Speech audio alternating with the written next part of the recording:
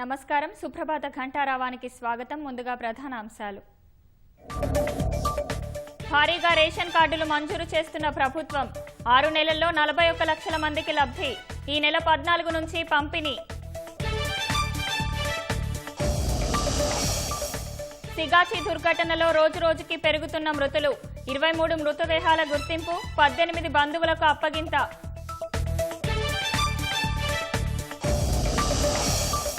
Formula ఈ race కేసులో దూకుడు పెంచిన ఏసీబీ. ఐఏఎస్ అరవింద్ కుమార్ ను ఇవాళ విచారించనున్న అధికారులు.